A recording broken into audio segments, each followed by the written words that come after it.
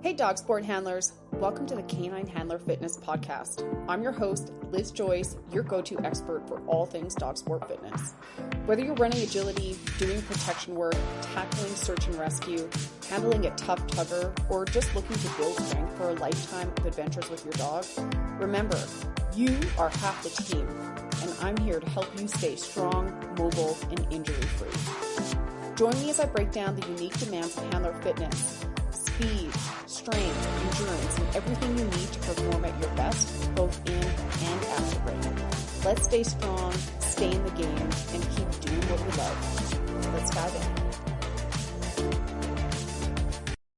Hey everyone! Today we're talking about something that affects every woman, not just new moms, not just women with leakage or maybe prolapse, but every single one of us who has ovaries. This is a women's health issue, not just a postpartum issue, because every person with ovaries will go through hormonal shifts that affect their connective tissue, muscle tone, and the way their pelvic floor functions. From puberty to pregnancy to perimenopause or cougar puberty, hey, and also menopause. That's half the population. We're talking about half the people, okay? And yet most of us were never taught how our pelvic floor actually works or what to do to keep it healthy. So today I want to unpack that. What the pelvic floor is, what it does, and why Kegels are just a tiny drop in a very big bucket. We're going to talk about why some people have tight pelvic floors, what pressure management actually means, because this is a funny concept, and how we can train for a pelvic floor that's strong, responsive, and a part of the whole body, not just a mystery muscle that we're told to squeeze. We're going to start at the beginning. Your pelvic floor, listen to this, it's going to make so much sense when I say it, is literally the floor of your pelvis. If you imagine your pelvis as a bowl, the pelvic floor is the hammock of muscle that forms the bottom of that bowl. It runs from your pubic bone at the front to your tailbone at the back and side to side between your sit bones. These muscles are constantly working, holding up your organs, stabilizing your spine, supporting your hips, and responding to your breathing and your movement. They're a part of your core system, which includes, this is going to be interesting because when people hear core, they think about those six-pack abs they see on fitness models that have been tanned and oiled up, by the way. This is really what your core system is. It includes your diaphragm at the top. Yeah, your diaphragm is a part of this system. Your deep abs, your transverse abdominis, your muscles in your back and your pelvic floor at the bottom. It also is obviously going to include those beautiful six-pack abs and the obliques on the side. But when we're talking about core strength, the pelvic floor should always be a part of that conversation because it isn't separate. And if the core strength that you're doing doesn't take your pelvic floor into consideration, I'm just going to put it real nicely, but you're probably going to experience some problems with that at some point. And these things are not separate. Your pelvic floor, the floor of your pelvis, literally is the foundation of your torso and affects so much of how we move. All right, let's talk about Kegels. When someone mentions pelvic floor health, the first thing that people think or say is, I should do Kegels. What does a Kegel look like to you? For most people, doing a Kegel looks like in a vehicle when they're sitting or lying on the back with the knees bent, where they pull up as if they're stopping a pee midstream and holding gas back, and then let it go, and then pull it up and hold it, and then let it go. And for sure, that is one way to connect with those muscles. And if you can't activate those muscles, you absolutely need to learn in that way, where there's no other distraction or anything else going on, how your brain is going to connect with those muscles and develop that neuromuscular connection. But this conversation often ends with Kegels. And this is the reason why so many women are frustrated, confused, uncomfortable, embarrassed, and also feeling betrayed by their body. So here is the truth, okay? Your pelvic floor doesn't just need to contract, all right? It needs to move. It needs to lengthen, respond, relax, and then engage again. We want to train your body to move in a variety of different movements so that your body is never surprised. We want your toolkit to be robust, and your pelvic floor is no different. If the floor of your pelvis is constantly tight, you're not going to be able to strengthen it effectively. It's like trying to build bicep strength when your arm is already locked in a curl. You can't build strength in a muscle that can't move. Unfortunately, I know this intimately. Post-operatively, I had my rectum and anus removed. I know it's a hot conversation, a couple of years ago. And that left me with a hypertonic pelvic floor. So my pelvic floor was jacked up. My pelvic floor PT literally gagged. It was the first and only time I've had somebody gag while doing a examination. And it has caused me a lot of problems. And primarily, my biggest issue has been back pain, if you believe it or not. Having a pelvic floor that's locked up and tight is going to affect a lot of things in your body. We're going to talk about that in a hot sec. But here's a metaphor that I love. I want you to think about your pelvic floor like a trampoline, okay? When it's got the right amount of spring tension, it will stretch downward under load and then recoil upwards in response.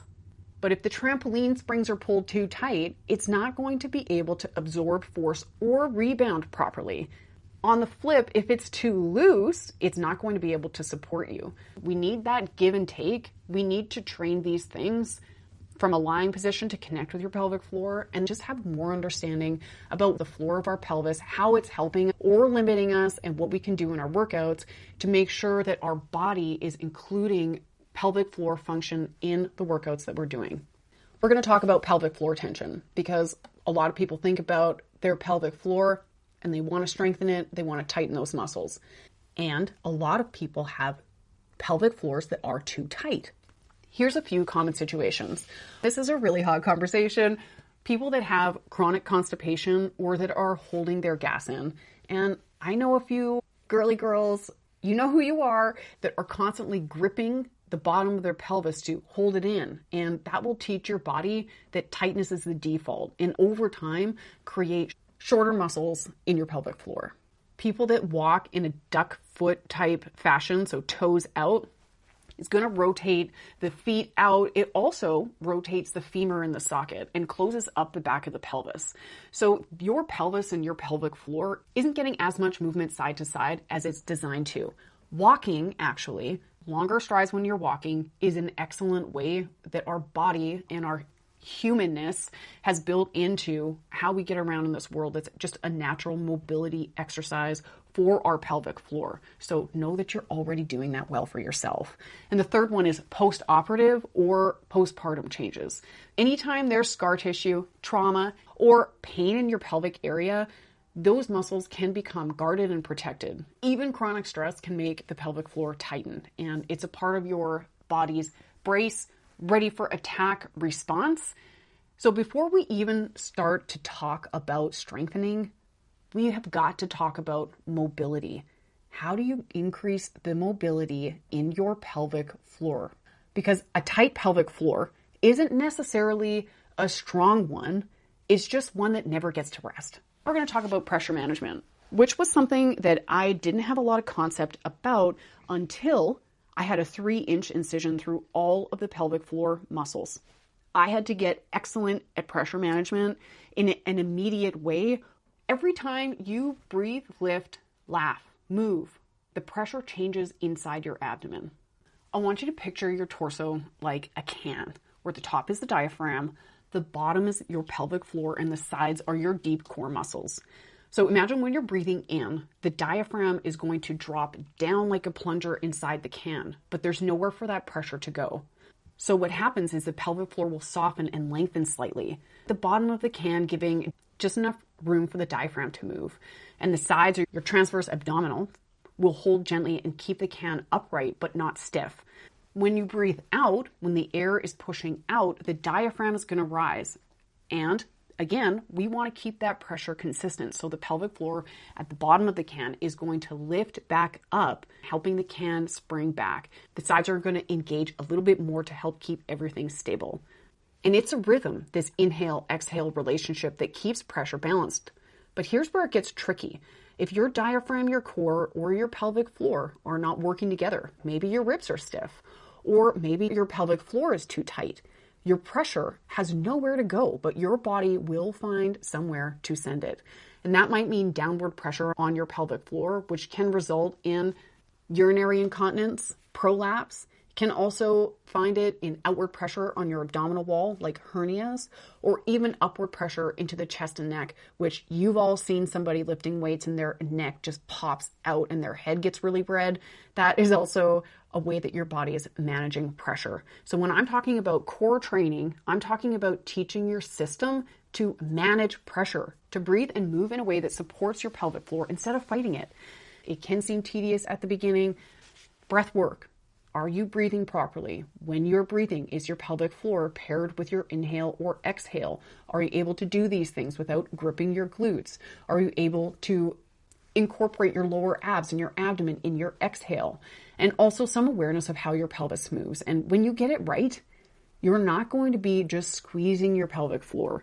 You're not going to be just lying on your back and doing Kegels at random times, but you're going to be integrating your pelvic floor into how you move, and also these things are going to become reflexive. If you're doing Kegels, they can be so useful when they're done with intention. And at the beginning stages of connecting with muscles and developing neuromuscular connection, you have to do them because you have to develop your body's ability to connect with those muscles and fire them. Here are some ways that you can make them count a little bit more. Number one, you want to do both long holds and quick pulses. Your pelvic floor has both endurance muscles. So imagine you're going to need your endurance muscles for your all-day posture, your all-day hold your organs up. All day when you're sitting, standing, walking, you need endurance in these muscles. You also need fast twitch fibers. If you take a quick step off a curb, if you run, your pelvic floor needs to be able to absorb shock and rebound to a safe spot in a very fast way. It needs to support you and react quickly. So build up to doing 10-second holds of your pelvic floor, 10 of them. And then also you want to work on doing 10 pulses where you're not just allowing your pelvic floor to just fall out of its contraction, but you want to control it down, but in a quick way. Number two, you want to link them to your breath. So exhale and gently lift your pelvic floor. Play around with feeling the front versus the back of your pelvic floor, and contraction-wise, that's going to feel like the difference of holding a PVAC midstream or holding gas in.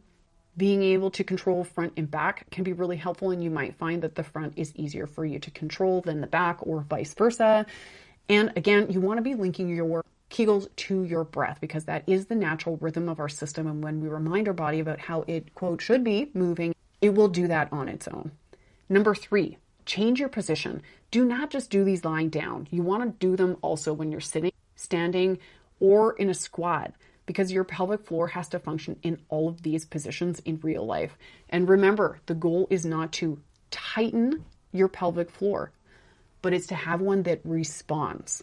I also want to talk about 5 exercises that can teach your core and pelvic floor to work together more effectively than endless Kegels ever could. Number 1, 90-90 breathing with your heels pressing. So you're going to lie on the back with your feet on the wall, knees and hips bent at 90 degrees. Exhale and press your heels into the wall and feel your ribs drop as your lower back kind of melts into the floor. This will help reset your breathing and connect you to your abs and your pelvic floor. Number 2, dead bugs.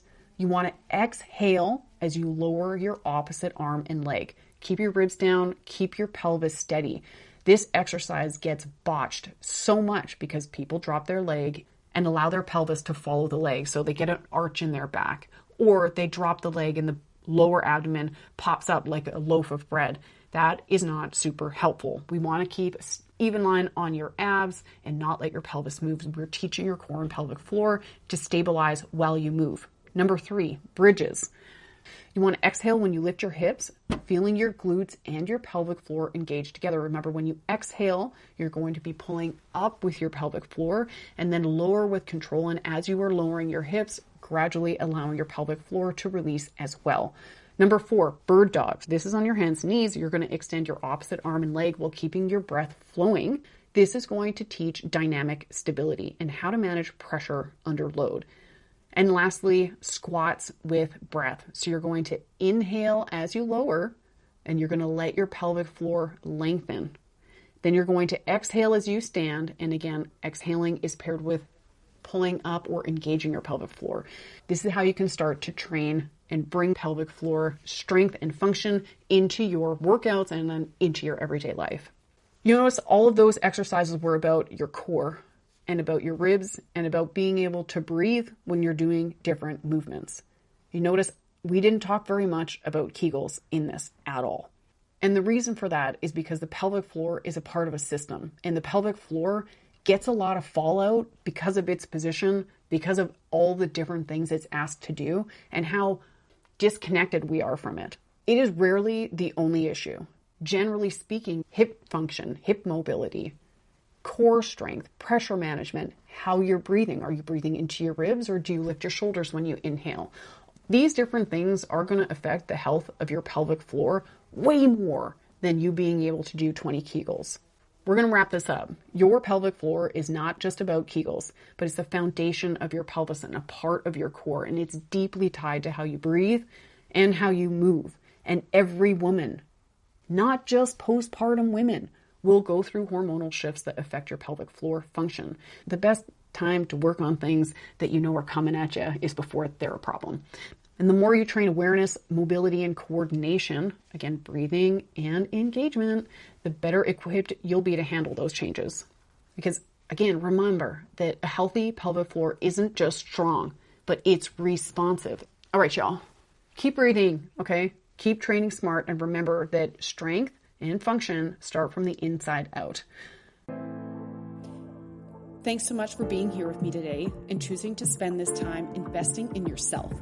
I hope you feel encouraged to take action. Even the smallest steps forward will add up in ways you cannot even imagine yet. If this episode gave you something to think about or lifted you up, please share it with a friend. You never know who might need these tools and reminders today. And remember, you're never alone in this. For more information, practical tools, workouts, and resources to help you get stronger and more confident both in and out of the ring, head on over to caninehandlerfitness.com.